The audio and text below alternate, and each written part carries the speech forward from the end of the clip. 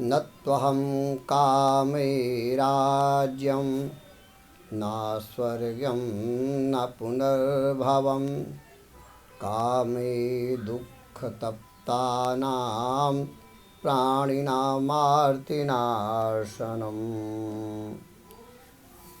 तो भाइयों, मैं पिछले वीडियो में बता रहा था, हमारे देश के संत जब देश में शांति होती है तो भगवान के नाम की माला जप करके अपने बैटरी को चार्ज करते हैं, और जब देश में अशांति होती है तो वही हमारे संत सिपाही बन करके मैदाने जंग में आ जाते हैं समाज और देश के कल्याण करने के लिए। मैंने जो रामायण लिखा है रामचरित्र नाम से, इसका लिखने का केवल एक ही उद्देश्य है। मेरी कोई इच्छा नहीं है कि स्वर्ग या मुक्ति मुझे मिले। मैं तो कहता हूँ कि हे प्रभु, चाहे तो मुझे नरक में भेज देना, अगर मेरे कर्म अच्छे हैं तो जा करके उस नरक को भी मैं स्वर्ग बना दूंगा, और नहीं तो परमात्मा ने जो भारत भूमि जैसा स्वर्ग दिया है इसको भी हम नरक बना देंगे अपने कुकर्मों से। तो मैंने लिखा है, इस ग्रंथ को लिखने का एक ही मेरा लक्ष्य है कि मोर मनोरथ केवल एका, राष्ट्र भक्ति उपजय प्रत्येका। हर एक व्यक्ति में अपने देश के प्रति निष्ठा उत्पन्न होनी चाहिए। अरे स्वर्ग मुक्ति सुख यही थल आवे, गृह गृह राम पुनः आ जावे। अरे मरने के बाद स्वर्ग की कामना करने वालों, इस देश को तो अपने कुकर्मों से तुम नरक बना रहे हो। ऐसे खुदगर्ज और स्वार्थी व्यक्ति को कभी क्या परमात्मा स्वर्ग का पासपोर्ट देगा? इस देश को ही स्वर्ग से भी महान क्यों नहीं बना सकते अपने कर्मों से? इसलिए यह रामायण केवल पढ़ने की वस्तु नहीं है, केवल पूजा और आरती करने की वस्तु नहीं है। अरे जो ये ही पढ़ा ही सुनहि और गुणहि, राम कृपा भवन निधि सो तरहि। और रामचरित के जो जन धारे, सोई प्रभु के अति हो ही प्यारे। रामायण केवल अखंड पाठ की वस्तु नहीं है। रोज नहा धो करके आधा एक घंटा रामायण का पाठ कर लिए, चौपाई पढ़ लिए, समेट लिए, चलो भाई रामायण का पाठ हो गया।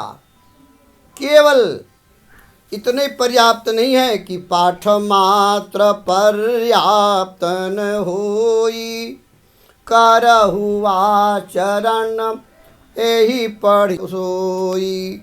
इसको आप लोग पढ़ करके आचरण में लाओ, क्योंकि जन जागृति यही माध्यम करही, सोई मम भक्त राम यस कही। जो इसके ग्रंथ के माध्यम से जागृति पैदा करे, सोए हुए को जगाएं, समझ लो कोई भगवान राम के सच्चे सेवक हैं, सच्चे भक्त हैं। एक भक्त ने कहा कि महाराज जी, हमारी आप भक्ति की शक्ति को देखो। भगवान राम को 9 लाख साल हो गए पैदा हुए, भगवान कृष्ण को 5240 वर्ष के लगभग हो गए पैदा हुए, लेकिन आज तक हम उनको भूले नहीं। आज तक हम उनके नाम की माला जपते हैं, उनके नाम के कीर्तन करते हैं। हमने कहा यह हमारी बहादुरी नहीं है। अगर हमारी भक्ति में शक्ति होती, अगर हमने रामायण जी का सदुपयोग किया होता, तो 9 लाख साल पहले जो भगवान राम हुए, आज उन्हें हम भूल गए होते। अगर हमारी भक्ति में शक्ति होती, अगर हमने गीता जी का सदुपयोग किया होता, तो आज 5240 साल पहले जो पैदा हुए थे भगवान कृष्ण, उसको आज हम भूल गए होते। उस व्यक्ति ने कहा, महाराज जी कैसे आप बातें करते हैं नास्तिकों जैसे? मैं कहा बिल्कुल सही कर रहा हूँ। ये बताओ मुझको, माली मुझे अपना बगीचा दिखाने के ले गया, वहाँ तमाम पौधों को दिखाया। मैंने क्या देखा? माली का बगीचा बहुत लंबा चौड़ा था, मीलों तक फैला हुआ था, लेकिन उन सारे नर्सरी में केवल 2 ही फूल लगे हुए थे, एक राम और एक कृष्ण। बोलो, मैं उस माली की तारीफ करूं किन शब्दों में कि वाह भाई माली वाह, तुमने तो गजब का प्रयास किया, गजब का मेहनत किया कि तुम्हारे सारे नर्सरी में 2 फूल खिले हुए हैं। अगर हमने रामायण जी का सदुपयोग किया होता तो 9 लाख वर्ष में उस परमात्मा की ज्योति को राम के रूप में धरती में क्या एक ही बार ला सकते थे? अगर हमने गीता जी का सदुपयोग किया होता तो क्या आज 5200 वर्ष में उस परमात्मा की ज्योति को भगवान कृष्ण के रूप में धरती में एक ही बार ला पाए होते? अगर हमने रामायण जी का सदुपयोग किया होता तो आज घर घर में राम होते। अगर हमने गीता जी का सदुपयोग किया होता तो आज घर घर में कृष्ण होते। तो बताओ, उस राम को भूल गए होते कि नहीं? उस कृष्ण को भूल गए होते कि नहीं? जब उस नर्सरी में तमाम फूल ही फूल खिले हुए हों तो आपकी दृष्टि किसी एक फूल में अटकेगी? नहीं अटकेगी। अब केवल 2 फूल हों तो हमने रामायण को केवल पढ़ने की वस्तु मान लिया, गीता जी को केवल हमने पढ़ने की वस्तु मान लिया। यही कारण है कि आज रामायण पढ़ते पढ़ते इतने साल हो गए लेकिन हमने रामायण का सदुपयोग नहीं कर पाए, क्योंकि हमारी निष्ठा रामायण के प्रति तो है। हम रामायण को मानते हैं लेकिन रामायण की, भगवान राम कहते हैं, अरे सोई सेवक प्रियतम मम सोई, मम अनुशासन मानहि जोई। जो जिसकी जिंदगी अनुशासित होता है, भगवान कहते हैं, सोई सेवक प्रीतम मम सोई, मम अनुशासन मानहि जोई। हम गीता जी को तो मानते हैं लेकिन गीता की, पिताजी को मानते हैं लेकिन पिताजी की, माताजी को मानते हैं लेकिन माताजी की, गुरु को हम अपने मानते हैं कि हमारे गुरु जी हैं लेकिन गुरु की नहीं मानते। इसी प्रकार से केवल रामायण गीता को हम पढ़ रहे हैं, पाठ कर रहे हैं और उसकी बात को आचरण में लाने की कोशिश नहीं कर रहे हैं। हमारे प्रभु राम, हमारे भगवान कृष्ण, इन महापुरुषों को अवतार की डिग्री मिली है। अवतार कभी पैदा नहीं होते। समाज के लिए, देश के लिए और विश्व के लिए महान कार्य करने वाले को जनता जनार्दन अवतार मानती है। अवतार पैदा नहीं होते, अवतार माने जाते हैं। गोस्वामी तुलसीदास जी महाराज ने भी यही काम किया कि देश को महान बनाने का। गोस्वामी जी केवल माला जपने वाले संतों में से नहीं थे। गोस्वामी तुलसीदास जी महाराज एक बार चित्रकूट में बैठे रामायण का कुछ लिख रहे थे। अंधेरा सा हो रहा था। उस समय एक नवागंतुक आया, आकर के गोस्वामी जी को प्रणाम किया और बोला, गोस्वामी जी महाराज, आप बैठे अपने कुटिया में भगवान के भजन कर रहे हैं, जरा बाहर निकल के देखिए ना। मुनि कन्याओं का अपहरण हो रहा है, हिंदुओं का जबरदस्ती से धन परिवर्तन हो रहा है और आप अंदर बैठे माला घुमाए जा रहे हैं। महाराज जी, इस बारे में भी तो कुछ करिए। गोस्वामी तुलसीदास जी महाराज बोले, नवागंतुक सज्जन, चिंता करने की कोई बात नहीं है। जब तक इस संसार में राणा प्रताप का प्रताप जिंदा है तब तक इस हिंदू समाज का कोई बाल बांका नहीं कर सकता। जो व्यक्ति आया हुआ था चीथड़ों में, उसने कहा, गोस्वामी जी, आप किस प्रताप की चर्चा कर रहे हैं? जिस प्रताप की चर्चा कर रहे हैं वही प्रताप आपके सामने चिथड़ों में खड़ा हुआ है। गोस्वामी जी, मैं अकबर का मुकाबला कर सकता हूँ, लेकिन जब मान सिंह मेरे सामने आता है तो मेरे हाथ और पैर फूल जाते हैं। एक हिंदू से लड़े ताकि उनको इस्लामी देश बनाने में उन नवाबों को और मदद मिल जाए।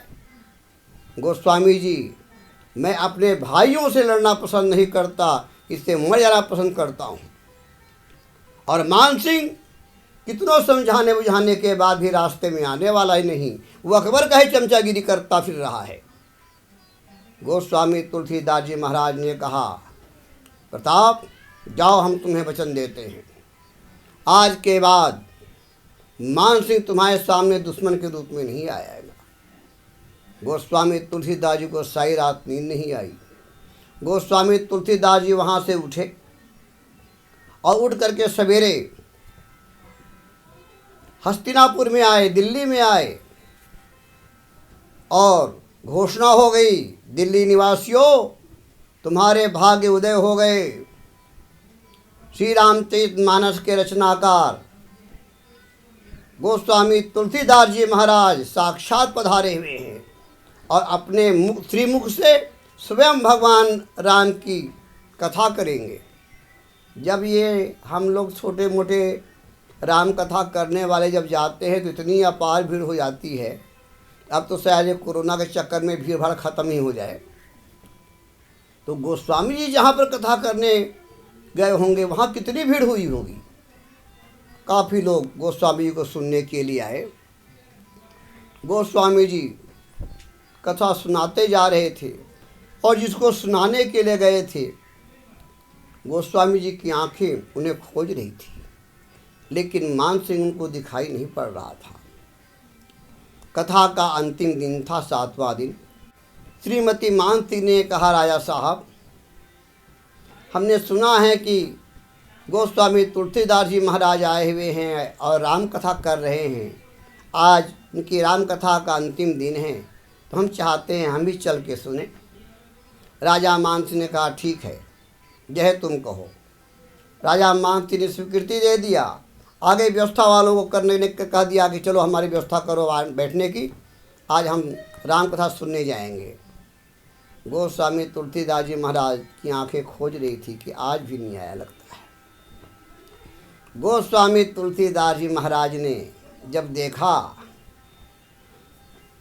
कि मान सिंह सामने आया हुआ है, गोस्वामी तुलसीदास जी ने कथा को समापन की ओर लाते हुए बोले, माताओं, भाइयों एवं बहनों, जब मेरे प्रभु राम राष्ट्र पुरुष रावण का संहार करके वापस अयोध्या में आए, उस समय भगवान राम भैया भरतलाल मिल रहे हैं, प्रेमाश्रु बहा रहे हैं, सभी बड़े प्रसन्न हो रहे हैं, सारी प्रजा प्रसन्न हो रही है।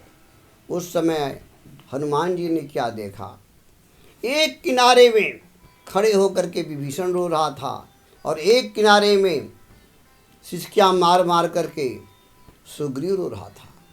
हनुमान जी गए और बोले, लंकेश्वर, आप इस प्रकार के सुंदर समय में, प्रसन्न होने के समय में आप रो रहे हैं, क्या तकलीफ हो गई आपको? विभीषण ने कहा, हनुमान जी, एक राम और भरत हैं जिन्होंने इस अयोध्या साम्राज्य को फुटबॉल बना लिया है। इधर से भगवान राम एक किक मारते हैं, उधर से भरतलाल एक किक मारते हैं, किसी को कोई ममता नहीं। और मैं इतना स्वार्थी निकला, अपने भाई पर झूठा आरोप लगा करके मैं उसको मरवा दिया, राम के तरफ मिल करके, केवल राज्य के लालच के कारण। अगर मैंने ये कुकर्म आज ना किया होता और मैं जब यहाँ से जाता तो मैं भी अपने भाई को ऐसे गले से मिलता जैसे भरत और राम मिल रहे हैं। हनुमान जी ने समझाया, कोई बात नहीं भाई, अब जो हो गया तो हो गया, दुखी हुए तो कोई फ़ायदा है नहीं। महाराज सुग्रीव के पास गए। हनुमान जी ने कहा, किष्किंधाधिपते, इस प्रसन्नता के समय में आप रो किस ले रहे हैं?